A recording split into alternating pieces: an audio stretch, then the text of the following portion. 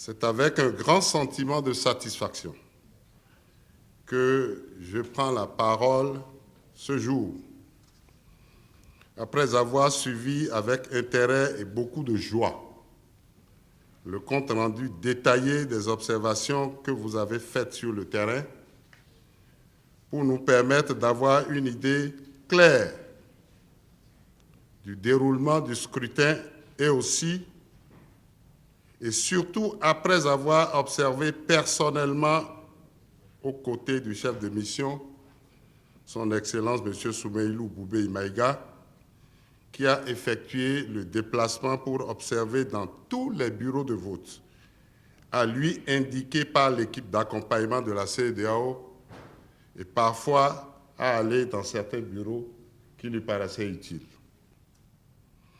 Comme vous le savez, la CEDEAO et ses États membres ont déployé d'importants efforts pour parvenir à ce stade du processus électoral. Nous aurons tout accompli. Quand de ce scrutin sortira un président qui a réellement été le choix de la majorité des Bissau-Guinéennes.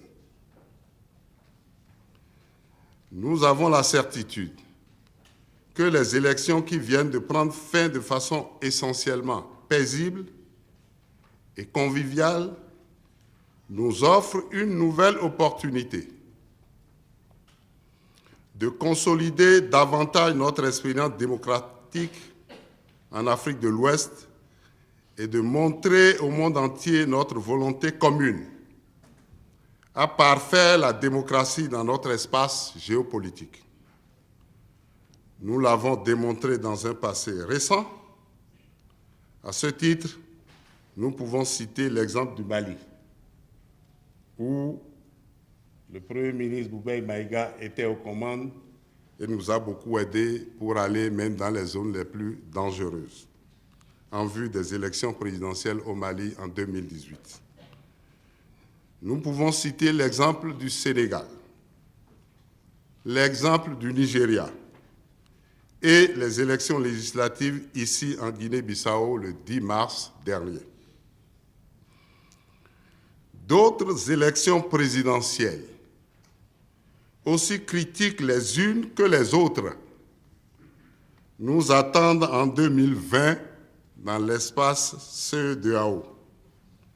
Il s'agit de l'élection présidentielle au Togo, de l'élection présidentielle au Burkina Faso, de l'élection présidentielle en Côte d'Ivoire, de l'élection présidentielle au Ghana, de l'élection présidentielle en Guinée et de l'élection présidentielle au Niger.